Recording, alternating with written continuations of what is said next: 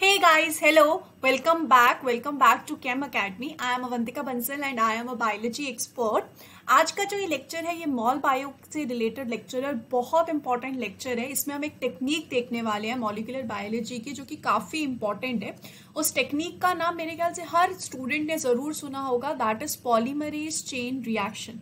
अगर full form नहीं तो शॉर्ट फॉर्म जरूर सुनी होगी, that is PCR, polymerase chain reaction. Yes, that is PCR। ये जो PCR है ये मॉलिक्यूलर बायोलॉजी में डीएनए से इर्द गिर्द घूमती रहेगी, क्योंकि मॉलिक्यूलर बायोलॉजी डीएनए के बिना अधूरा है। तो इसीलिए ये वाली जो टेक्निक है ये भी डीएनए के इर्द गिर्द ही घूमती रहेगी। बेसिकली पॉलीमरेज चेन रिएक्शन में हम करते क्या है, हमारे पास समझो एक डीएनए, कोई भी हमारे पास डीएनए है तो इसको एम्पलीफाई करते हैं। एम्पलीफाई करने का मतलब कि इसका जो नंबर है वो इंक्रीज करते हैं। समझो अगर हमारे पास एक ही डीएनए तो उसे 10 बनाएंगे, 20 बनाएंगे, 30 बनाएंगे। एक तरीके से हम उसे एम्पलीफाई कर रहे हैं ताकि उस ज्यादा अमाउंट के डीएनए को हम यूज कर सके। तो समझो कोई क्राइम हुआ है कहीं पे, तो अगर हमारे पास थोड़ा सा ही ब्लड प्रेजेंट है, कहीं पे भी क्राइम हुआ और बाय चांस जो क्रिमिनल था उसका थोड़ा सा ब्लड ड्रॉप हो चुका है, तो अब उस ब्लड ड्रॉप में थोड़ा सा ही डीएनए प्रेजेंट होगा, लेकिन हम उसे क्या कर सकते हैं, हम उसकी स्टडी के लिए उसको एम्पलीफाई कर सकते हैं। और एम्पलीफाई करने के लिए हम क्या यूज करेंगे, पॉलीमरेज चेन रिएक्शन यूज करेंगे। नॉर्मल जो डीएनए की रेप्लिकेशन होता है उसी से ही रिलेटेड ये प्रोसेस है, बस इसको हम कैसे कर रहे हैं, इसको हम इन विट्रो कर रहे हैं, यानी कि हम लैब में इसको परफॉर्म कर रहे हैं। तो इसके लिए हमें क्या क्या चीजें चाहिए होगी, इसके लिए हमें सबसे पहले चाहिए होगा प्राइमर, जो कि क्या करेगा, जो कि आके शुरुआत करेगा। जैसे मेकअप में प्राइमर होता है वैसे ही हमारे पास पॉलीमरेज चेन रिएक्शन में भी प्राइमर होता है, जो कि रेप्लिकेशन की शुरुआत करवाएगा। उसके साथ साथ ही हमें चाहिए होता है डीएनए पॉलीमरेज, जो कि क्या करवाएगा, जो कि एक्सटेंशन करवाएगा और पूरा रेप्लिकेशन करवाने में मदद करेगा। सबसे पहले अगर हम बात करें प्राइमर की, सबसे इंपॉर्टेंट बात होती है प्राइमर, क्योंकि वो क्या करवाने वाला है, वो इस पूरे रिएक्शन की, इस पूरे पॉलीमरेज चेन रिएक्शन की शुरुआत करवाने वाला है। अगर ये नहीं होगा तो शुरुआत नहीं हो पाएगी, तो हमें इसके थ्रू क्या करवाना है, शुरुआत करवानी है। तो बेसिकली देखो कैसे होगा, अभी हमें ना चूज करना पड़ेगा कि हम कौन सा प्राइमर लें। पहली बात, सबसे पहली इंपॉर्टेंट बात जो होगी, वो प्राइमर ऐसा होगा कि इस डीएनए सीक्वेंस का क्या हो, वो कॉम्प्लीमेंट्री हो। इस डीएनए सीक्वेंस जो कि ऑलरेडी हमारे पास प्रेजेंट है उसका वो क्या होना चाहिए, कॉम्प्लीमेंट्री होना चाहिए। सबसे पहला बेसिक पॉइंट ये है। तो अगर हमें कोई ऐसा प्राइमर चाहिए जो इस डीएनए सीक्वेंस का कॉम्प्लीमेंट्री हो, तो इसके लिए बहुत ज्यादा जरूरी है कि इसका थोड़ा बहुत सीक्वेंस हमें पहले से ही पता होना चाहिए, तभी हम पता लगा सकते हैं कि इसका कॉम्प्लीमेंट्री है। अब आज मैं आप लोगों को पढ़ा रही हूँ क्योंकि आपको PCR के बारे में पढ़ना है। अगर आपको PCR के बारे में पढ़ना ही नहीं होगा तो मुझे कैसे पता चलेगा, या अगर आपको PCR पढ़ना है तो आप जब तक मुझे बताओगे नहीं तब तक मुझे कैसे समझेगा। तो इसी तरीके से इस सीक्वेंस का हमें कॉम्प्लीमेंट्री बनाना है, इस सीक्वेंस का हमें कॉम्प्लीमेंट्री बनाना है। तो वो हमें कैसे बनेगा, तभी बनेगा जब ये सीक्वेंस हमें थोड़ा बहुत पता होगा। तो इस डीएनए का थोड़ा बहुत हमें सीक्वेंस पता होता है, जिसके थ्रू हम वो कॉम्प्लीमेंट्री प्राइमर को चूज करते हैं, एक स्पेसिफिक कॉम्प्लीमेंट्री प्राइमर को हम चूज करते हैं। अब चूज करते टाइम हमें ध्यान क्या रखना है, हमें सबसे पहला जो ध्यान रखना है वो है लेंथ ऑफ प्राइमर, कि प्राइमर की लेंथ क्या होनी चाहिए। क्योंकि लिए अगर प्राइमर बहुत ही ज्यादा शॉर्ट होगा ना, अगर प्राइमर बहुत ज्यादा शॉर्ट होगा, समझो 5 न्यूक्लियोटाइड से बना होगा, 6 न्यूक्लियोटाइड से बना होगा, तो वो काफी जगह जाके बाइंड हो जाएगा। यहाँ पर डीएनए में वो काफी जगह जाके बाइंड हो पाएगा। जितने कम न्यूक्लियोटाइड उतनी ज्यादा फ्रीक्वेंसी में वो बाइंड हो पाएगा। तो शॉर्ट के साथ दिक्कत होगी कि मोर बाइंडिंग होगी। हमें मोर बाइंडिंग तो करवानी नहीं है, हमें तो कम कम जगहों पे, जितनी कम जगहों पे बाइंडिंग होगी उतना अच्छा होगी, हमें अच्छे से रेप्लिकेशन करवाना है। वहीं अगर हम बहुत लॉन्ग ले लेंगे, समझो हमने 30 न्यूक्लियोटाइड का ले लिया, काफी लंबा अगर हमने ले लिया प्राइमर, तो इससे क्या इश्यू होगा, इससे एक तो कॉम्प्लीमेंट्री पाना बहुत मुश्किल हो जाएगा कि हाँ यही वाला सीक्वेंस कॉम्प्लीमेंट्री है। चलो अगर हमें वो भी पता है तो ये बहुत ज्यादा टाइम लेगा। टाइम जो होगा वो लॉन्गर होगा, किसके लिए, अनील करने के लिए, या फिर किसके लिए करने के लिए, पेयर अप करने के लिए। ये जो हमारा डीएनए है इसके साथ पेयर अप करने के लिए टाइम बहुत लगेगा और इतने टाइम से हमें वो एफिशिएंसी नहीं मिल पाएगी। तो हमें क्या चाहिए होगा, हमें एक ऐसा प्राइमर चाहिए होगा जिसकी लेंथ बिल्कुल सही हो, बिल्कुल अच्छी हो और बिल्कुल अच्छे से ना तो वो बहुत ज्यादा जगह जाके बाइंड हो और ना ही वो ज्यादा टाइम ले। तो उसके लिए हम जो जनरली प्राइमर की लेंथ लेते हैं वो होती है 50 to 20 न्यूक्लियोटाइड। ये वाली जो लेंथ है ये बिल्कुल आइडियल लेंथ है और इस वाली लेंथ के प्राइमर्स को यूज किया जाता है पीसीआर चेन में। ठीक है, प्राइमर हमें कितने डालने होंगे, प्राइमर हमें टोटल लेने पड़ेंगे 2। अब आप लोग सोचोगे मैम 2 प्राइमर क्यों चाहिए, भाई सिंपल सी बात है, हमारे पास ये देखो ये एक डीएनए है, ये डीएनए में कितने स्ट्रैंड्स प्रेजेंट है, 2 स्ट्रैंड्स प्रेजेंट है। तो इन दोनों स्ट्रैंड्स का क्या करवाना है, हमें रेप्लिकेशन करवाना है। तो इन दोनों स्ट्रैंड को क्या चाहिए होगा, प्राइमर चाहिए होगा, इसलिए हमें इन टोटल क्या चाहिए, 2 प्राइमर चाहिए। तो हम 2 प्राइमर, वो जो सॉल्यूशन है या जो प्लेट होगी जिसपे हम ये सब करवा रहे हैं उसके लिए हम 2 प्राइमर डालेंगे। अब इसमें भी इशू आ जाएगा जब हम 2 प्राइमर डालेंगे, क्या कि वो 2 प्राइमर जो हैं वो एक दूसरे के साथ भी तो पेयर अप कर सकते हैं। ये 2 प्राइमर क्या कर सकते हैं, एक दूसरे के साथ भी तो पेयर अप कर सकते हैं ना, कॉम्प्लीमेंट्री सीक्वेंस होंगे तो पेयर अप कर सकते हैं। हमें उससे भी इस चीज को बचाना है, पेयर अप होने से भी बचाना है। तो इसके लिए क्या होता है, इसके लिए जो टीएम वैल्यू होती है, इस प्राइमर की जो टीएम वैल्यू होती है, या फिर हम बोल सकते हैं जो मेल्टिंग पॉइंट होता है, टीएम वैल्यू मेल्टिंग पॉइंट, इस ये टीएम वैल्यू क्या डिनोट करता है, ये डिनोट करता है कि half of the DNA, half of the DNA किस फॉर्म में है, डबल स्ट्रैंडेड फॉर्म में। हाफ ऑफ द डीएनए क्या है, डबल स्ट्रैंडेड फॉर्म में।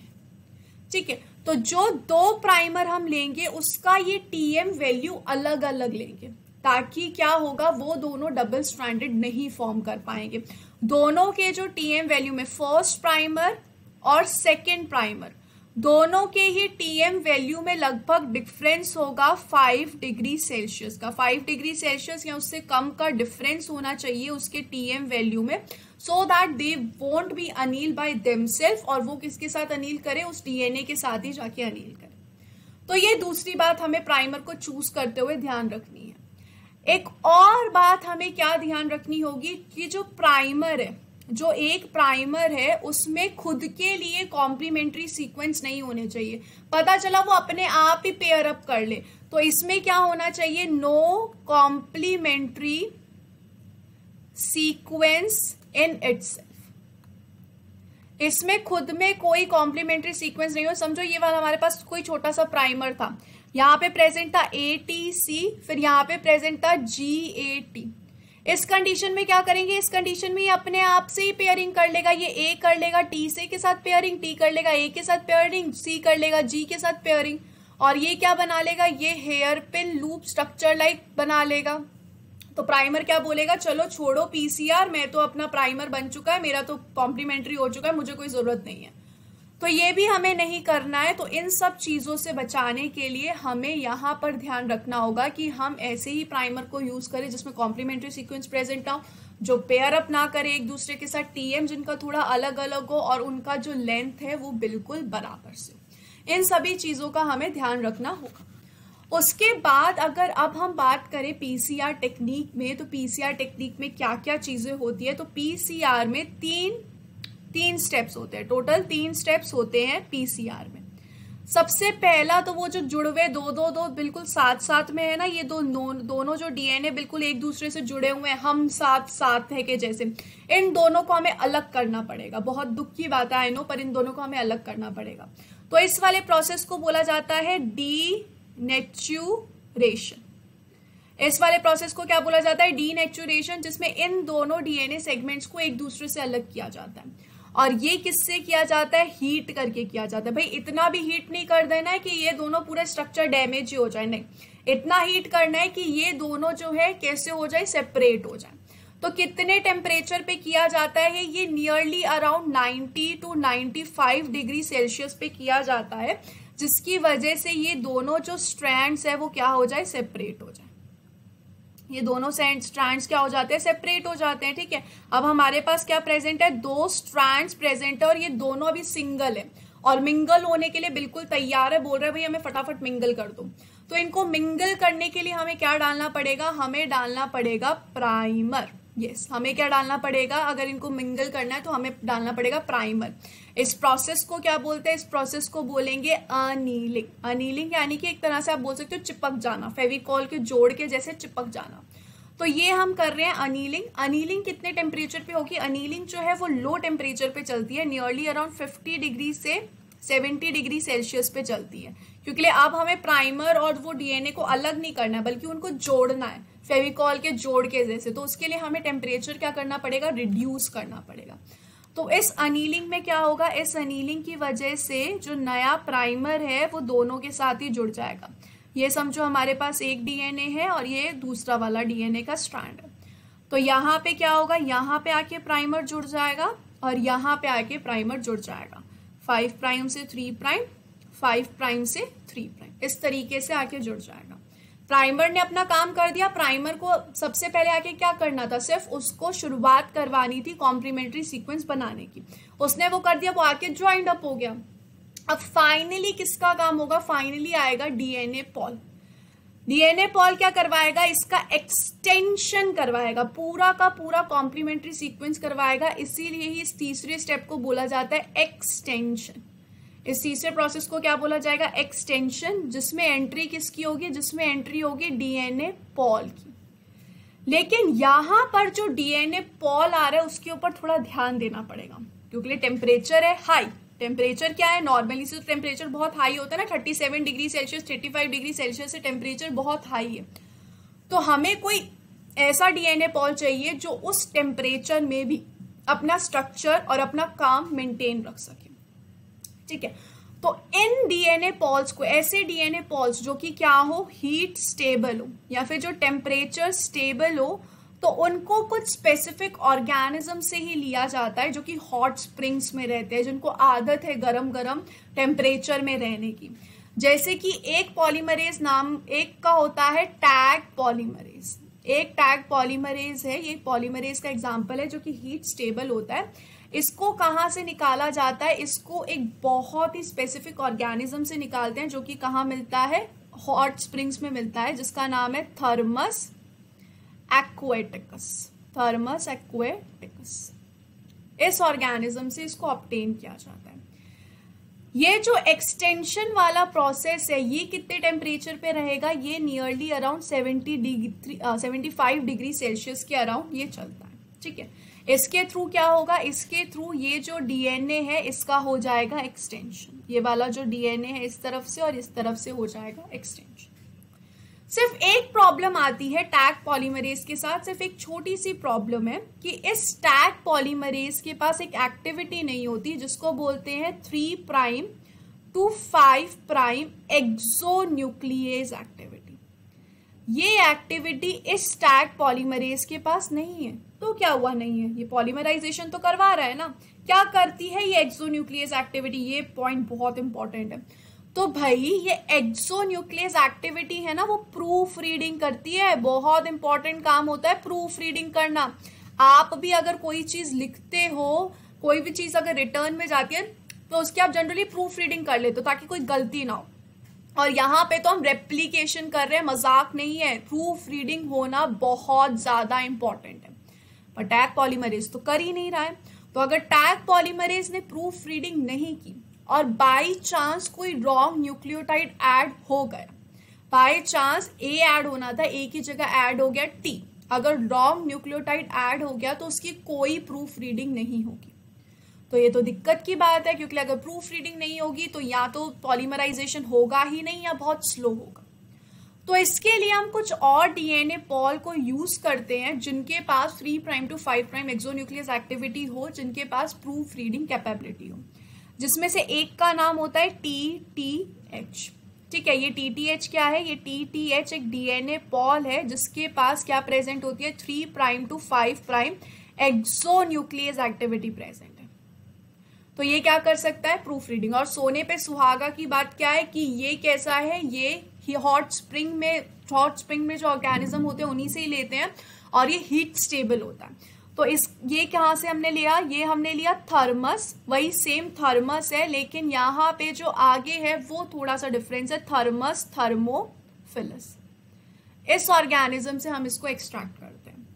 ऐसे ही एक और भी हम यूज कर सकते हैं, तो बहुत सारे हैं, सिर्फ हम कुछ कुछ को देख रहे हैं। एक होता है TLI, इसके पास भी सेम 3' to 5' एक्सोन्यूक्लियस एक्टिविटी होती है, और इसको हम एक्सट्रैक्ट कहाँ से करते हैं, थर्मोकोकस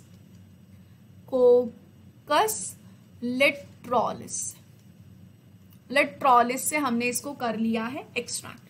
तो इस तरीके से ऐसे बहुत सारे होते हैं जिनको हम यूज कर सकते हैं फॉर दिस, ठीक है, फॉर दिस।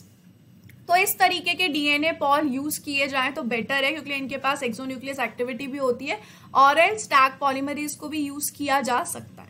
तो यहाँ पे एक्सटेंशन में बहुत ज्यादा जरूरी है कि DNTP को भी इंट्रोड्यूस किया जाए। अगर DNTP ही नहीं होगा सॉल्यूशन में तो कौन से न्यूक्लियोटाइड को ऐड करोगे।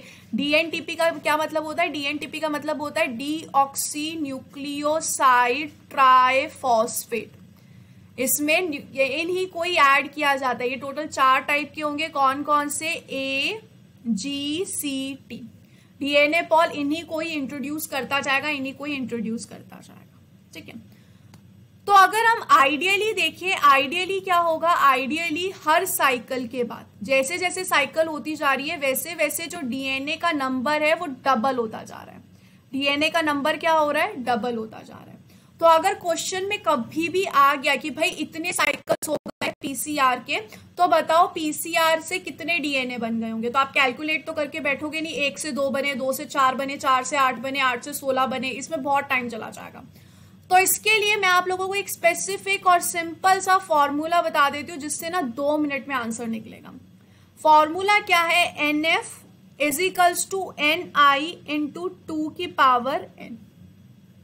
NF क्या होता है, NF होता है number of DNA after PCR cycles, जितनी भी साइकिल्स हो गई हैं वो। NI क्या होता है, नंबर ऑफ डीएनए जो कि कब प्रेजेंट है, इनिशियली प्रेजेंट है। और यहां पे ये जो पावर में n है, इसका मतलब क्या होता है, इसका मतलब होता है नंबर ऑफ साइकिल। तो आप इससे किसी की भी वैल्यू फाइंड आउट कर सकते हो। समझो फॉर एग्जांपल स्टार्टिंग में थे NF = स्टार्टिंग में थे 2, कितनी साइकिल आपने रन करवाई, 4 साइकिल आपने रन करवाई। तो आप इसको कैलकुलेट करके आपको पता चल जाएगा NF कितना है। इसी तरीके से आप पता लगा सकते हैं, किसी भी वैल्यू का पता लगा सकते हैं। तो ये एक बहुत इंपॉर्टेंट फॉर्मूला है पीसीआर के पॉइंट ऑफ व्यू से। पर यहाँ पे एक ना छोटी सी दिक्कत है, बहुत छोटी सी दिक्कत है कि जो एफिशिएंसी होती है पीसीआर की, एफिशिएंसी हम बोल नहीं सकते कि 100% होती है। वो कैसी होगी, वो लेस देन 100% होगी। जरूरी थोड़ी है कि हर बार ही रेप्लिकेशन हो, हर बार सब चले, ये जरूरी तो है नहीं। तो एफिशिएंसी पीसीआर की 100% से लेस होती है। इसके रीजन क्या हो सकते हैं कि प्राइमर नहीं आके अनील हुआ, डीनेचुरेशन अच्छे से नहीं हुआ, या फिर डीएनए पॉलीमरेज ढंग से एक्सटेंशन नहीं कर पाया। कुछ भी रीजंस हो सकते हैं जिसकी वजह से एफिशिएंसी क्या हो गई, रिड्यूस हो गई। क्या क्या रीजंस हो सकते हैं, या तो प्राइमर जो है वो अनील नहीं हो पाया, ठीक है। उसके अलावा हो सकता है कि डीनेचुरेशन ही नहीं हो पाई। अगर डीनेचुरेशन ही नहीं हो पाएगी तो कहाँ से होगा कुछ। या फिर इसका रीजन हो सकता है कि डीएनए पॉल जो है वो एक्सटेंशन नहीं करवा पाया, ठीक है। या फिर DNTP इनफ अमाउंट में प्रेजेंट नहीं है। कुछ भी रीजन इसका हो सकता है जिसकी वजह से एफिशिएंसी रिड्यूस हो जाएगी।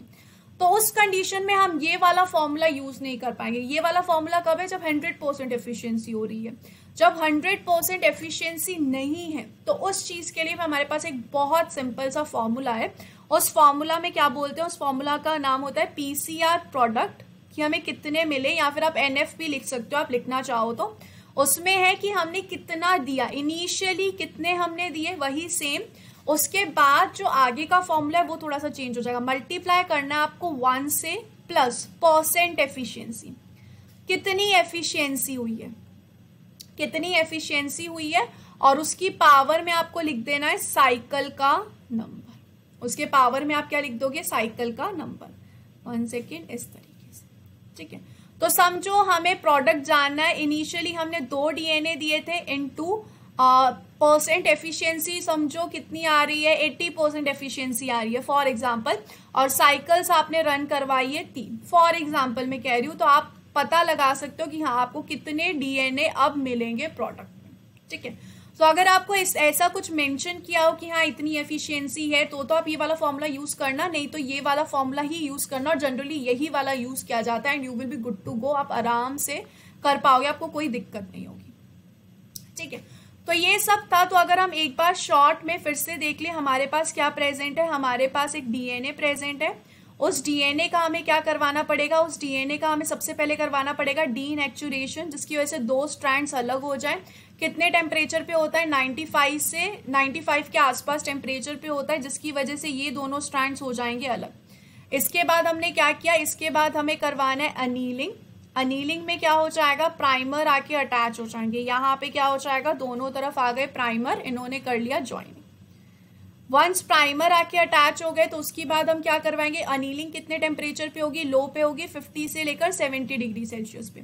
उसके बाद फाइनली क्या हो जाएगा, फाइनली हो जाएगा एक्सटेंशन, जिसके लिए हमें क्या चाहिए होगा, DNA पॉल चाहिए होगा, सब तरीके की DNTP चाहिए होगी, यानी कि AGCT सारे के सारे चाहिए। उसके बाद हमें Mg2 पॉजिटिव आयंस भी चाहिए होते हैं, ठीक है, जो कि इसके एक्सटेंशन करवाने में मदद करेंगे। तो फाइनली क्या हो जाएगा, फाइनली यहाँ पे पूरी तरीके से हो जाएगा एक्सटेंशन, और हमें कितने मिल जाएंगे, 1 से हमें 2 DNA मिल जाएंगे। ऐसे ही 2 से 4, 4 से 8, 8 से 16। वो स्कीम है ना 21 दिन में पैसा डबल, उसी तरीके से कुछ ही सेकंड्स में पैसा डबल वाली बात हो गई यहाँ पे, कि कुछ ही सेकंड्स में पैसा डबल हो जाता है, हमारा DNA डबल हो जाता है, पैसा तो नहीं है, DNA डबल हो जाता है। तो इस तरीके से यहाँ पर टैग पॉलीमरेज को यूज किया जाता है। उसकी भी एक स्पेशलिटी है कि टैग पॉलीमरेज जो है वो 50 से लेकर 100 न्यूक्लियोटाइड्स को, 35 से लेकर 100 न्यूक्लियोटाइड्स को ऐड कर सकता है सिर्फ 1 सेकेंड में। मतलब 1 सेकेंड में वो इतने सारे न्यूक्लियोटाइड्स को ऐड कर देगा, इतनी जल्दी वो काम करता है। और ये सब था PCR टेक्निक के बारे में। मेरे ख्याल से आप लोगों को बहुत अच्छे से समझ में आ गया होगा कि किस तरीके से PCR टेक्निक चलती है, उसमें क्या क्या होता है। I hope this concept is crystal clear in your mind. Even if you have any doubts regarding this, you can comment below. And don't forget to subscribe this channel, that is Chem Academy. Basically, it is Biology Academy by Chem Academy. So I will definitely give you reply regarding your doubts regarding this topic. तब तक के लिए guys अब हम मिलेंगे next lecture में। Thank you so much for watching this video. Bye bye guys.